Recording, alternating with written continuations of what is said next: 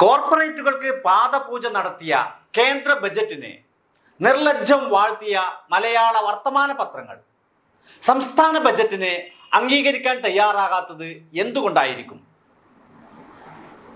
ഈ മാന്യകാലത്തും നാടിനെയും നാട്ടുകാരെയും കൈപിടിച്ചുയർത്താൻ പ്രതിജ്ഞാബദ്ധമായ സംസ്ഥാന സർക്കാരിന്റെ ഇച്ഛാശക്തി പ്രകടമാക്കുന്നതാണ് ഇന്നലെ ധനമന്ത്രി കെ.എൻ. ബാലഗോപാൽ അവതരിപ്പിച്ച ബജറ്റ്. സംസ്ഥാനം കുതിച്ചുയരുമെന്ന പ്രഖ്യാപനം യാഥാർത്ഥ്യമാക്കാൻ തികച്ചും യാഥാർത്ഥ്യബോധത്തിലൂന്നിയ ബജറ്റ്. 3 വർഷത്തിനുള്ളിൽ 3 ലക്ഷം കോടിയുടെ നിക്ഷേപം ലക്ഷ്യമിട്ടുള്ള നടപടികൾ. രാജ്യമാകെ നേരിടുന്ന അതിരൂക്ഷമായ മരവിപ്പിനിടയിലും സംസ്ഥാനം ബദൽ പാത തേടുന്നു. പ്രതികാര മനോഭാവത്തോടെ കേന്ദ്ര സർക്കാർ പ്രതിപക്ഷ പാർട്ടികൾ ഭരിക്കുന്ന സംസ്ഥാനങ്ങളെ, പ്രത്യേകിച്ച് കേരളത്തെ ഞെരിച്ചു കൊല്ലാൻ നോക്കുമ്പോൾ അതിജീവനത്തിന്റെയും പുനർനിർമ്മാണത്തിന്റെയും പാതയിലൂടെ കുതിച്ചുയരാനാണ് ബജറ്റ് വിഭാവനം ചെയ്യുന്നത്. പക്ഷേ വലതു മാധ്യമങ്ങൾക്ക് നോട്ടം കൊതുകിനെ പോലെ അകിടിലെ പാലിൽ അല്ല ചോരയിലാണ്.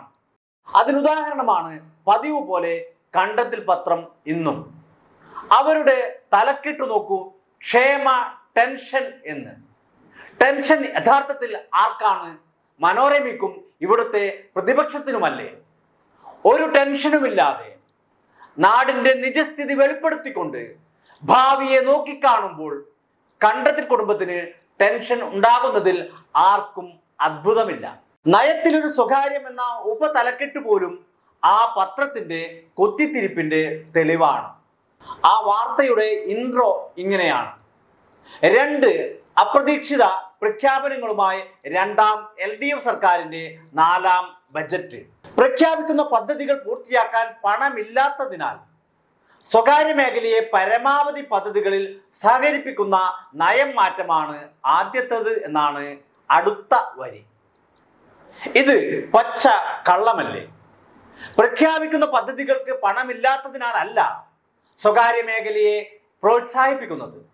1ാം പിണറായി സർക്കാരിന്റെ കാലത്ത് തന്നെ കേരളത്തിലേക്ക് കൂടുതൽ നിക്ഷേപം കൊണ്ടുവരാൻ തുടങ്ങിയിരുന്നു. ആഭ്യന്തരവും അല്ലാത്തതുമായ സ്വകാര്യ പദ്ധതികളെ പരമാവധി പ്രോത്സാഹിപ്പിച്ചു.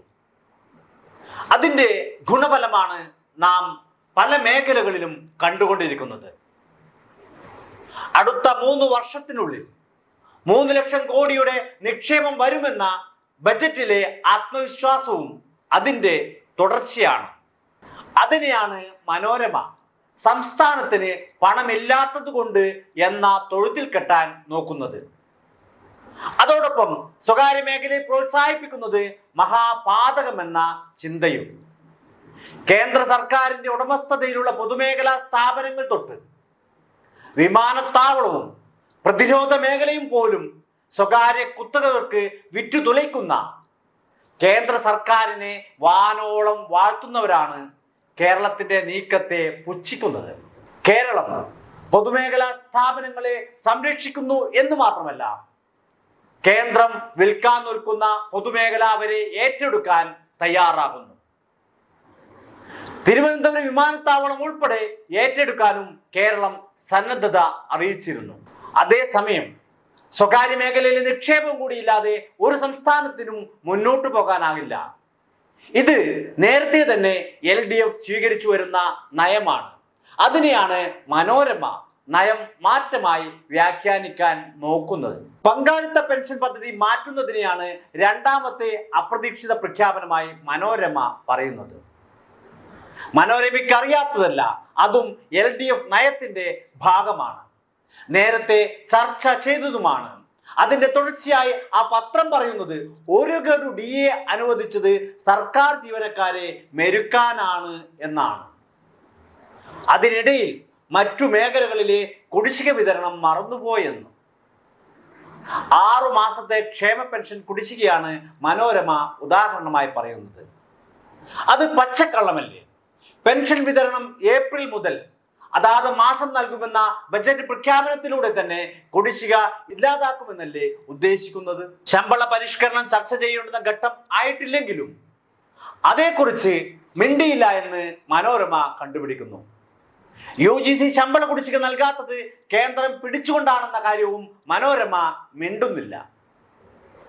അതായത് ഒന്നാം പേജിൽ ലീഡ് വാർത്ത ശാപവാക്കുകളിൽ ഒതുക്കി. അവരുടെ ഒരു പ്രധാന ഹൈലൈറ്റ് എന്തെന്ന് വെച്ചാൽ വലിയ പ്രഖ്യാപനങ്ങളില്ല, വല്ലാതെ പിഴിയാനുമില്ല എന്നാണ്. ഇതിൽ ആദ്യത്തേത് പച്ച നുണ.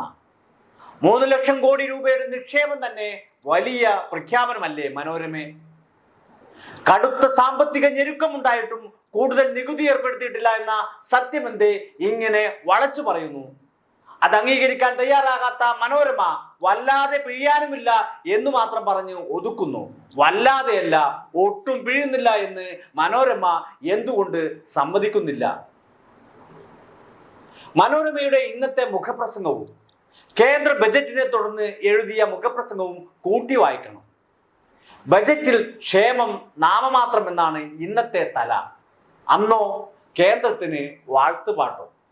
ബജറ്റിന് ആസ്ഥാന ചാനൽ സാമ്പത്തിക ചർച്ചക്കാരും CPIM വിരോധവും വലത് വിധേയത്വവും കൈമുതലാക്കുകയും ചെയ്ത വിദൂഷിയുടെയും വിദ്വാന്റെയും മാർക്കിടലുമുണ്ട് ബജറ്റിന്.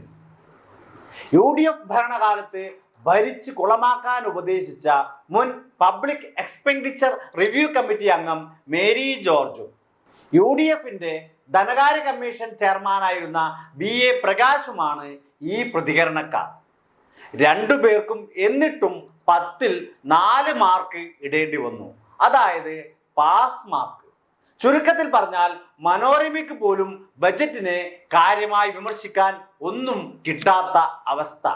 ഇങ്ങനെ വിമർശിക്കാൻ കാര്യമായി ഒന്നും ഇല്ലാത്തത് കൊണ്ട് തന്നെയാണ് മാതൃഭൂമിയും മാധ്യമവുമെല്ലാം സ്വകാര്യ നിക്ഷേപത്തിൽ കയറി പിടിച്ച് നാടകം കളിക്കുന്നത്. മാതൃഭൂമിയിലെ ഗോപികൃഷ്ണൻ എന്ന കാർട്ടൂൺ വരയൻ പതിവ് പോലെ തൻ്റെ ഇച്ഛാഭംഗമാണ് ഒന്നാം പേജിലെ കാർട്ടൂണിലൂടെ പ്രദർശിപ്പിച്ചത്. കേന്ദ്ര ബജറ്റ് ദിവസം സംസ്ഥാന മുഖ്യമന്ത്രിയെ ആക്ഷേപിക്കാൻ തൊലിക്കെട്ടി കാട്ടിയ ടിയാൻ ഇന്നാകട്ടെ സംസ്ഥാന ബജറ്റിനെയും ധനമന്ത്രിയെയും പരിഹസിക്കാനാണ് സമയം ഉപയോഗിച്ചത്.